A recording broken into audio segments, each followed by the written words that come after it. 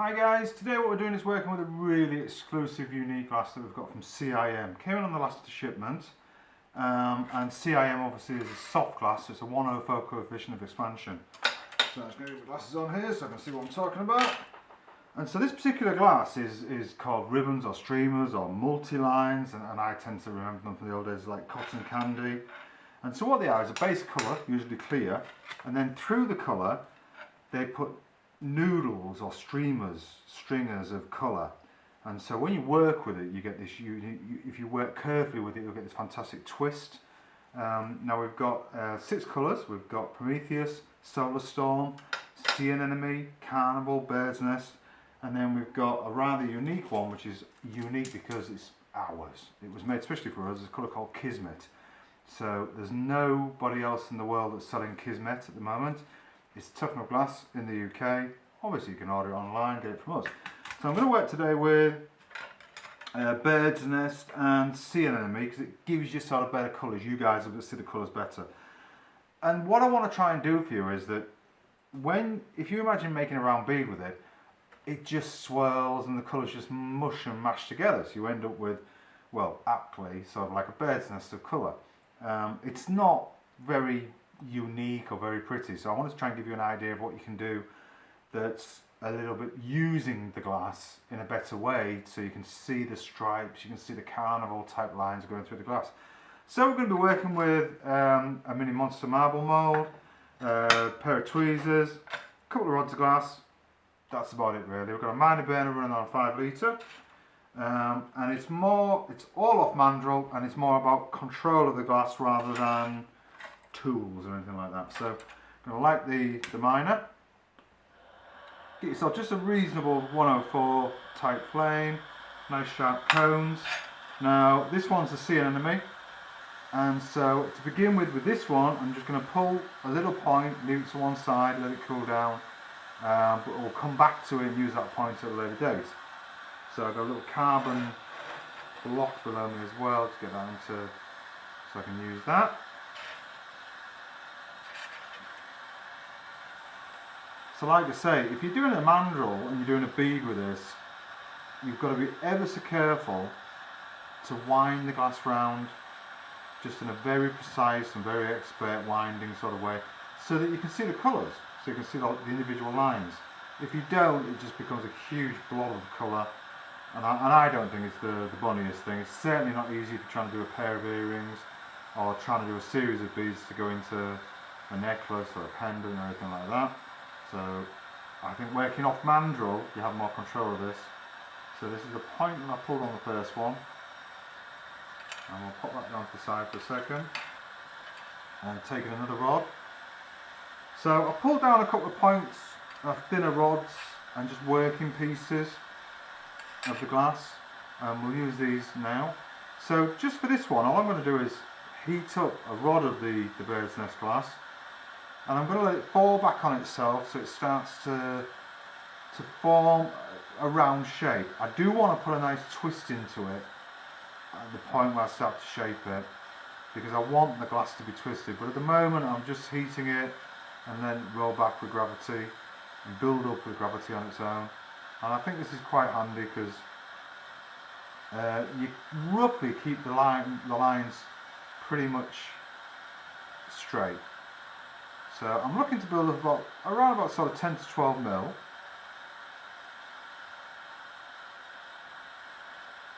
At this point here I'm going to take a pair of tweezers. Now I've got tungsten tweezers. You can obviously use stainless steel tweezers with this if you want, or you can use another piece of glass or a point. But what I'm going to do is heat the whole of the glass and then just hold the tip of the bulb while I twist the glass into a nice little spiral.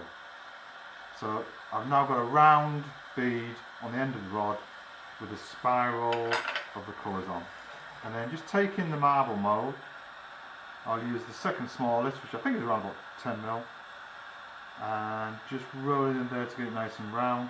The advantage of this as well is, if at some point you want to make a pair of earrings, you can use this as like a stop-go mould, so you can get the size virtually spot on each time.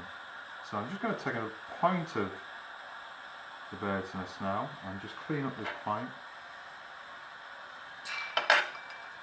And then with this point I'm just going to seal on as straight as I can onto the top of the ball I've just made. And this will become the top of the piece. Now going back down to the rod, I'm going to heat it, thin it down, pull it away, and then I'm going to get a flat base. And to get that flat base I'm going to use the tweezers, or again you could pull off just with an old rod. And then just with the handle of the tweezers, it's got a handy little flat paddle piece there. So what I've made now is just a ball that's got a flat bottom, and then I'm going to heat up a piece of the bird's nest rod that I've got around about sort of 3mm thickness. It's not a huge piece. I'm going to seal it onto the top third of the ball, and I'm going to control as it comes up, because I want this to be relatively thick. This becomes the handle of the bead. And so just by again using gravity, let it cool and just bringing it over, and then just picking up. If I've got too much, just take that off, but let gravity and let the heat of the glass flow into each other. You don't have to heat the glass directly, you can heat around the handle and it will flow into the body of the round sculpture. And then I'm going to do similar, but this time on the base of the ball, and just coming out. And this time you might start to recognise what it is now. Wait for it to set a little bit before I turn it upside down. And then we put the spout on. Have you got it yet? And just very gently warm the base, and with the stringer having a little bit of residual heat in it, you'll be able to just cold seal onto the bottom, and then take off the point that you're working with, bead it up, and so it forms the top of the teapot. And if I hold it like this for you, you should be able to see it's a teapot with the stripes running around it. So they're not a mash of colour, they're actually a design that you built in. I'm not going to there. So coming back to the point that I pulled earlier on, I'm going to build this up. Now the way I want to do this is to try and, again, not to just get a mash of colour. I want to try and keep the stripes as straight as I can with this one. And this is probably around about sort of, it's quite a thickish rod, so it's about a 6mm, 5 to 6mm rod. And I'm going to try and make it into sort of more 8 to 9mm. And this will be a pendant.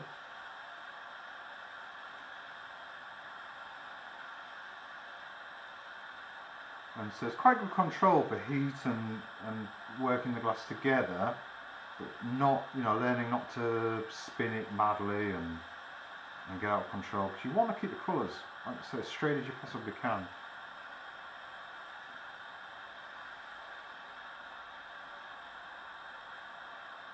And I'm going to work about, I would say about ½ inch of the glass up to this thicker 8 to 9mm.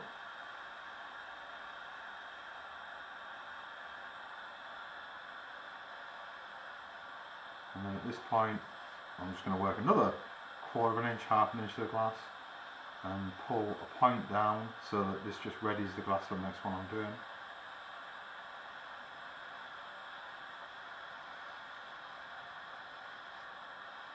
And again, don't beat yourself up if you don't get the world's straightest points. It's all practice, practice, practice. The more times you do this, the straighter they'll get, the longer they'll get, the more strength you'll have in the points. But to begin with, as long as you can hold it, it's going to be good enough. So I'll put that down there again for the third item I'm going to make. Now I'm going to melt the whole of this piece together and just get it nice and evenly heated all the way around. And then I'm going to bring in the back of the marble mould underneath, and just get this so that you guys can actually see this probably. And as I push this down onto the marble mould, I'm going to twist it as well at the same time to get that spiral.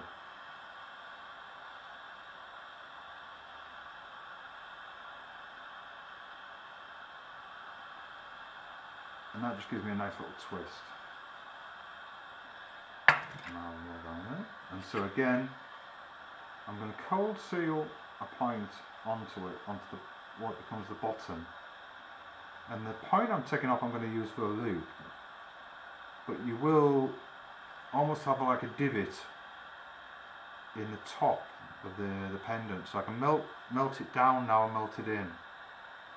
And just using the power of the flame, it'll just go nice and round and you'll end up with a dome top to the pendant, which is quite nice.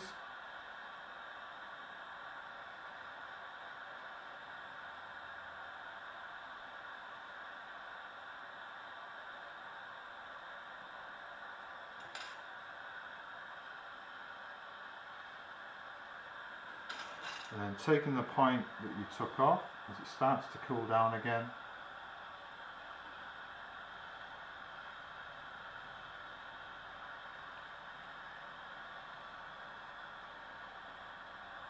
I'm going to put a loop on.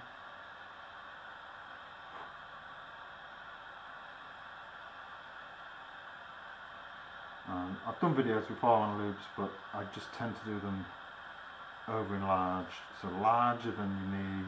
They look ugly, they look awful to begin with, but then as you use the flame to shrink them back down to a size, you almost build the strength back into the point, back into the loop, sorry. And I'm going to use the prongs of the tungsten tweezers. Just if you've got a poker or a rake, you can use that as well. And this is part of the thing I say about this, it's almost like flame control. And just make sure your loop's nice and square to the pendant. And so that's a multi-line pendant. And again, we'll just knock that off.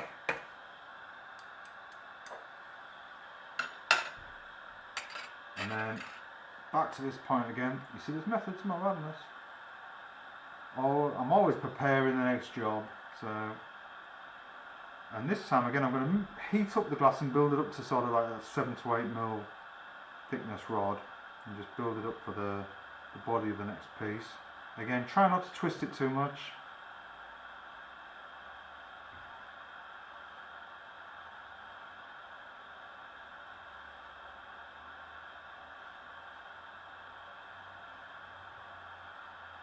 And I've got about half an inch built up now.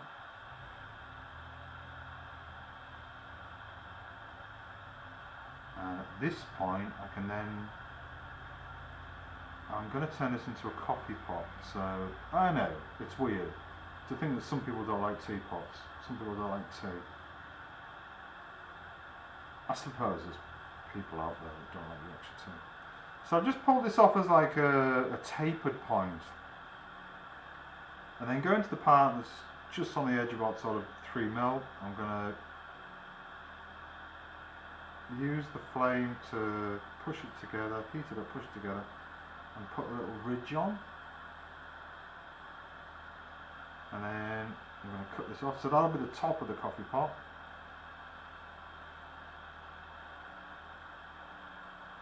And once again take the bottom off. And I'm going to flatten this into the base.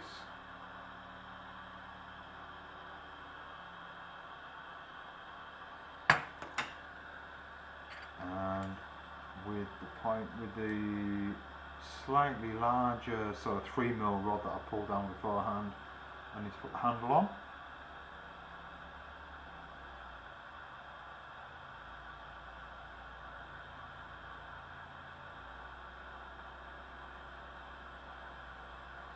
And instead of rushing it, you outside of the flame, you're pulling the handle out and letting it cool enough so that as you start to pull it round towards the base, it keeps the shape. You've got a nice natural arc.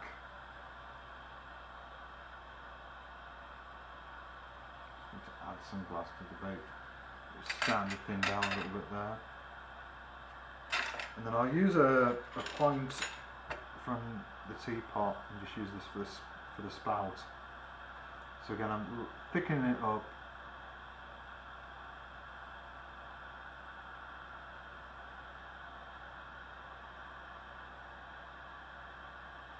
And again, outside the flame, as the glass starts to cool down, it will just go a little bit harder, you have a little bit more control over it.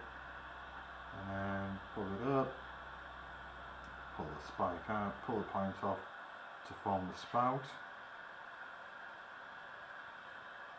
And then there's enough heat in the point just to do a cold seal. And then just the top of the point that you're holding it by, you need to take this off, and it just beads up to form the lid of the coffee pot.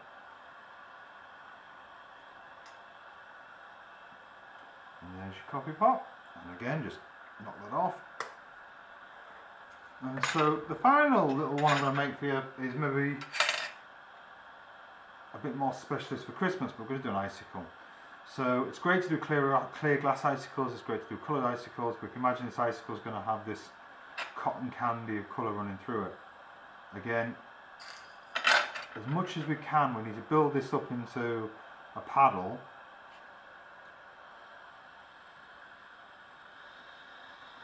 And try and keep it as straight as possible, so we're not swirling the colours or mashing the colours together.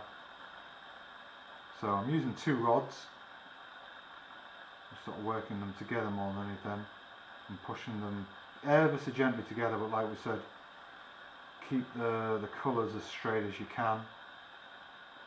And I'm going to go for sort of like a 15 to 20mm lump of glass before we use a pair of mashers to flatten it out and then do the icicle.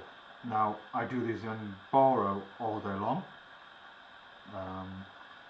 ever so easily, but you will find with soft glass it's a little bit more control needed, because you're trying, if you twist it too much, it'll fold over itself, and rather than being a flat edged icicle, it becomes a rod, almost a solid, you know, there's no definition of the edge of the icicle, because it just folds over on itself. The other problem you have is that you get vitrification, and I'm sure a lot of you know that vitrification is a weakness in the glass, but it also becomes a frosting on the glass, and it just looks awful. You've got the clarity of the glass, and all of a sudden you go into this frosted bit, and it just doesn't look good. So I've heated up about 20mm blob. I don't think there's any need to check it with the marble mould to get an exact amount, but obviously got a pair of mashers, and just as it starts to get nice and hot, I'm going to flatten this down to form this lollipop that'll be the start of the icicle.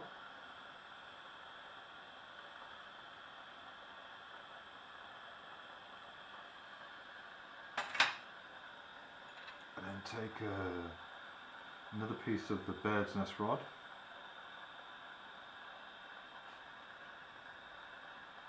and I'm just starting to almost like flame polish, because I want to take the marks off that were left there by the mashers, but I'm not wanting to melt the paddle, just warm it through.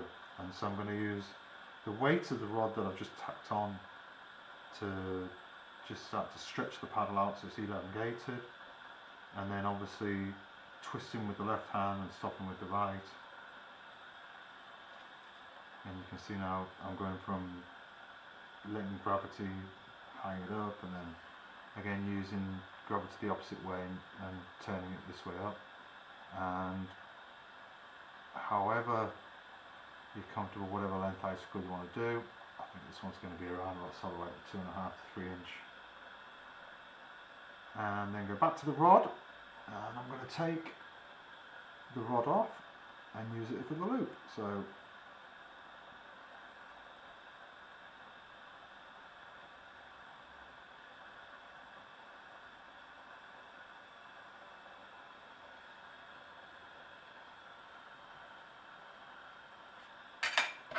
I'm going to warm the tweezers up just so I don't shock the glass, and just heat the edge of the icicle, the thinnest point, and there we go. That's your icicle.